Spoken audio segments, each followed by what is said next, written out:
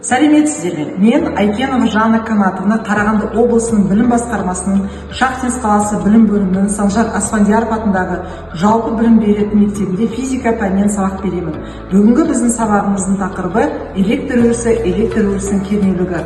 Олай болса, сабағымызды бастайық.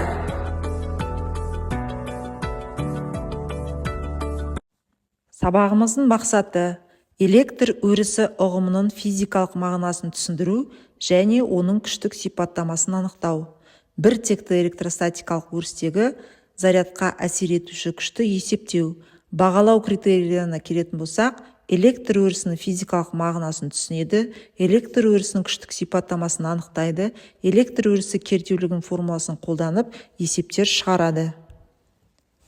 Енді алдыңғы тақырыпты бекіту мақсатында келесі тапсырманы орындайық.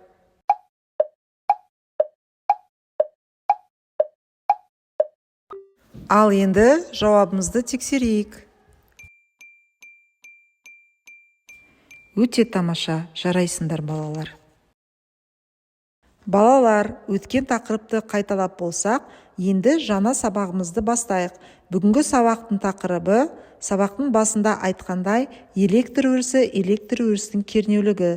Сабақты бастамас бұрын, Білімленд платформасындағы бейне жазбаға назар аударайық. Шарды тымақ бас киімге ысқылаймыз. Сосын ұсақтап кесілген қағазға жақындатамыз. Олар сол уақытта шарға жабыса бастайды. Яғни шар жақтан қағаздарға күштер әсер етеді. Ол күш электр күші деп аталады. Енді шарды темір гильзаға жақындатамыз. Ол біріншіден шарға тартыла бастайды. Сосын бір уақытта тебіледі. Сондай қатты күшпен итеріп, ол ауада шардың үстінде қалықтап тұрады. Біз көріп тұрғандай, электр күштері екі затты бір-бірімен тартады және тебіндіреді. Электр өрісі ұғымын енгізген ғалымдар ағылшын физигі Майкл Фарадей және британ физигі Джеймс Максвелл. Қозғалмайтын зарядтардың төңірегінде пайда болатын материяның айрықша түрін электростатикалық өріс, қысқаша электр өрісі деп атайды. Зарядталған денелерді қоршап тұрған кеңістік, басқа денелердің айналасындағы кеңістіктен өзгеше. Электр өрісі нақты өмір сүретін материалдық нысан. Оны сипаттау үшін кернеулік деп аталатын физикалық шама енгізілген. Яғни кернеулікті біз Е әрпімен белгілейміз. Электр өрісінің кернеулігі күштік сипаттама болып табылады. Ол электр өрісінің осы өрістің берілген нүктесіндегі бірлік сынама 10 зарядқа қандай күшпен әсер ететінін көрсетеді. Яғни Е тең болады F бөлінген Q. Өріс кернеулігі векторлық шама. Кеңістіктің әр нүктесінде электр өрісі кернеулік вектормен сипатталады. Халықаралық бірліктер жүйесінде электр өрісінің кернеулігінің өлшем бірлігі ньютон бөлінген кулон. Өріс кернеулігінің мәні белгілі болса, онда ол өріске енгізілген зарядқа әрекет ететін күшті анықтау оңай болады. Яғни F тең болады Q көбейтілген Е. Сынақ заряд 10 зарядталған нүктелік заряд. Өріске енгізілген сынақ зарядқа электр өрісі тарапынан күш әрекет етеді. Суретте қарап отырсаңыздар, сынақ заряд электр өрісін тудырған зарядталған денеге жақындаған сайын, осы өрістің сынақ зарядқа әрекет етуші күші де арта түседі. Нүктелік заряд өрісінің кернеулігі. Кулон заңына сәйкес, вакуумдағы нүктелік зарядтан қашықтықта орналасқан электростатикалық өрістің кернеулігінің модулі мынаған тең болады. Яғни Е тең болады К көбейтілген Q бөлінген R-дің квадратына. Яғни К дегеніміз пропорционалды коэффициент, Q дегеніміз заряд, R дегеніміз ара қашықтығы. Ортаның диэлектрик өтімділігі есепке алатын болсақ, онда нүктелік заряд тудырған өрістің кернеулігі мынаған тең болады. Е тең болады К көбейтілген Q бөлінген эпсилон көбейтілген R-дің квадратына.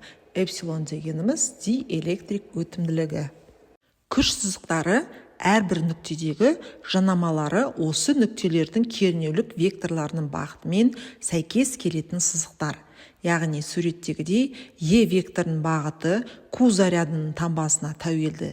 Егер заряд 10 болатын болса, онда вектор зарядтан радиус бойынша бағытталады. Ал егер зарядымыз теріс болса, онда вектор зарядқа бағытталады.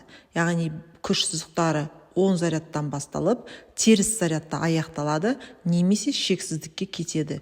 Күш сызықтары ешқашан қиылыспайды. Бір текті электр өрісінің күш сызықтары дегеніміз тең қашықтықтағы параллель түзулер. Бір текті өріс кернеулігінің мәні мен бағыты өрістің барлық нүктесінде бірдей. Бір текті электр өрісін шексіз зарядталған пластина жасайды. Бір текті өріс шамалары бірдей әр текті зарядпен зарядталған екі параллель пластинаның арасында пайда болады. Ал енді бәріміз білеміз, электр өрісін көру немесе ұстау мүмкін емес. Яғни электр өрісін бар немесе жоқ екендігін тек оның әсері арқылы білуге болады. Ал ендеше сіздерге PHET интерактивті стимулятордағы экспериментті көрсетейін. Енді шарды алып, жүннен тоқылған жемпірге үйкейік.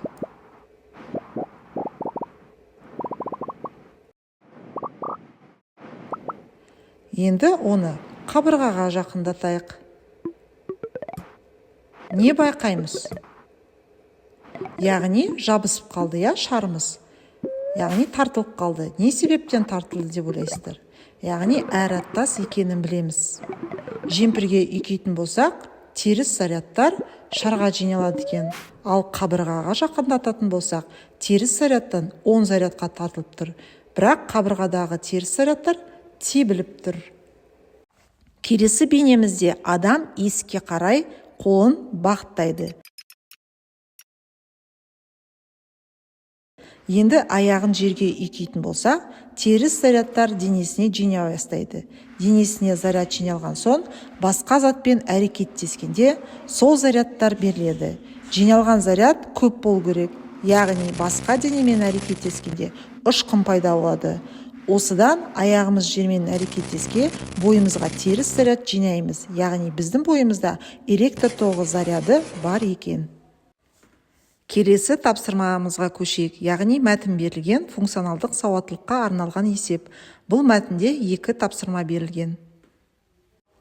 Ерболат атасымен бірге кигіз үйді құруға көмектесіп жүріп, кенеттен қызық сұрақ қойды. Ата, найзағай неге көбіне ашық далада немесе кигіз үйге жақын жерге түседі? Атасы оған найзағай электр разряды екені, ал кигіз үйдің құрылымының найзағайдан қорғау ерекшеліктері барын айтты. Ерболат осыдан кейін мектепте электр өрісі мен найзағайдың байланысын зерттеуге бел буды. Берілген мәліметтер: найзағай соғатын аймақтағы электр өрісінің кернеулігі 4 көбейту оның 5 дәрежесі ньютон бөлінген кулон. Кигіз үйдің диаметрі шамамен 5 метр, жерге дейінгі биіктік 2,5 метр. Енді тапсырмаға көшейік. Бірінші сұрақ: егер найзағай разрядындағы заряд мөлшері 5 көбейту оның -3 дәрежесі кулон болса, кигіз үйдің үстінде зарядқа әсер ететін күшті табыңдар. Екінші сұрақ: кигіз үйдің найзағайдан қорғанудағы ерекшеліктерін түсіндіріңдер.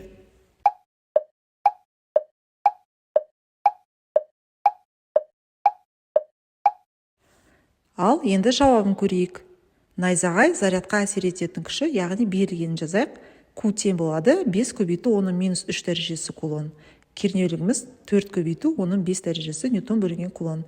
Табу керек біз күшті. Шешуіне келетін болсақ, біз мына формуланы қолданамыз. Яғни F тең болады Q көбейтілген E. Зарядты электр өрісінің кернеулігін көбейтеміз. Енді мәндерін қоятын болсақ, біздің жауабымызда 2 көбейту оның 3 дәрежесі ньютон немесе 2000 ньютон шығады. Яғни жауабы найзағай зарядқа 2000 ньютон күшпен әсер етеді екен. Екінші сұрақ: яғни оның ерекшеліктері, кигіз үйдің найзағайдан қорғану ерекшеліктері. Бірінші, кигіз үйдің ағаш қаңқасы мен киіз жабыны электр өткізбейтін материалдан жасалған, сондықтан ол найзағайды өзіне тартпайды. Екінші, кигіз үй жерге кеңінен терелетіндіктен заряд біркелкі таралады және қауіпті жағдай азаяды. Үшіншіден, найзағайдан қорғану үшін қазақтар кигіз үйдің маңына металл найзағай тартқыштар қояды, немесе оны төмен жерге орналастырады. Ерболат кигіз үйдің физикалық ерекшеліктерін зерттей отырып, ұлттық құндылықтарымыздың ғылыммен тығыз байланысты екенін түсінді. Қазақ халқы ғасырлар бойы табиғат заңдарын ескере отырып, қауіпсіз әрі ыңғайлы баспана жасаған. Бұл есеп оқушыларға ұлттық мәдениетті ғылыми тұрғыдан бағалауға және функционалдық сауаттылығын дамытуға, физиканың өмірмен байланысына көмектеседі. Енді тақырыпқа байланысты есептер шығарайық. Бірінші есепке назар аударсақ, берілгені мынандай: 24 нанокулон нүктелік заряд өрісінен қандай қашықтықта өріс кернеулігі 15 килоньютон бөлінген кулонға тең нүкте орналасқан.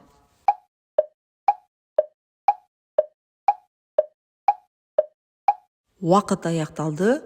Енді бірге талдайық. Берілгеніне қарайтын болсақ, заряд бізде 24 нанокулонға тең, электр өрісінің кернеулігі 15 килоньютон бөлінген кулонға тең, пропорционалдық коэффициентіміз 9 көбейту 9 дәрежесі, ньютон көбейтілген метр квадрат бөлінген кулонға тең.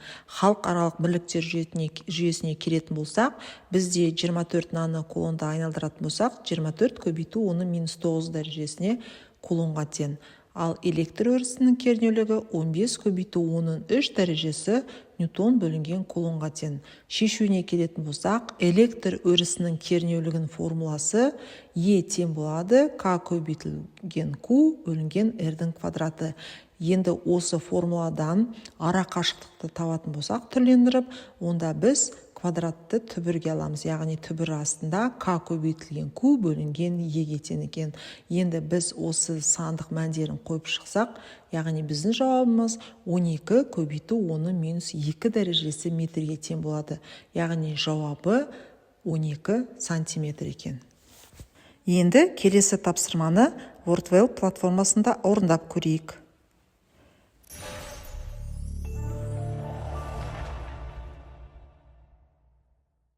Бірінші сұрақ: электр өрісі дегеніміз не?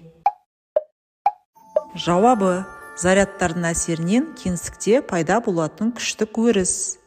Келесі сұрақ: электр өрісінің негізгі сипаттамасы қандай? Жауабы: кернеулік. Келесі сұрақ: электр өрісінің кернеулігі қандай әріппен белгіленеді? Жауабы: Е әрпімен белгіленеді. Келесі сұрақ: электр өрісінің кернеулігін қандай формуламен анықтайды? Жауабы: Е тең F көбейтілген Q. Келесі сұрақ: электр өрісінің күш сызықтары қандай бағытта орналасады? Жауабы: оң зарядтан теріс зарядқа қарай. Келесі сұрақ: электр өрісіндегі зарядталған денеге қандай күш әсер етеді? Жауабы: серпімділік күші. Балалар, жаңа тақырыпты бекіту мақсатында қазақтың ұлттық ойыны ақсүйек арқылы бірнеше сұрақтарға жауап берейік. Бір текті электростатикалық зарядқа әсер ететін күш. Жауабы: өріс кернеулігі мен зарядтың көбейтіндісіне тең болады.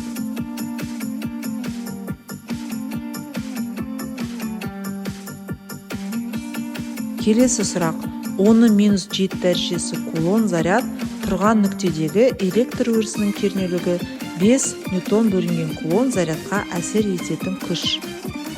Жауабы: 5 көбейту 10-7 дәрежесі ньютон. Келесі сұрақ: күш сызықтары оң зарядтан басталып, жауабы теріс зарядта аяқталады, немесе шексіздікке кетеді.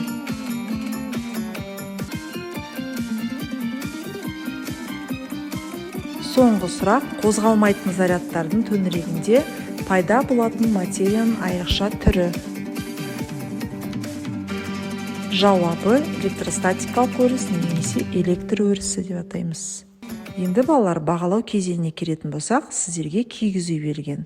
Кигіз үйдің әрбір бөлшегі халқымыздың ең асыл құндылықтарының символы. Ал ендеше балалар, бүгінгі сабақта 10 балдық шкаламен өздеріңізді бағалаңыздар. Үйге тапсырма 127 беттегі параграф 20-ны оқып, үйдегі 14 жаттығудың номер 1, 2 есебін шығару.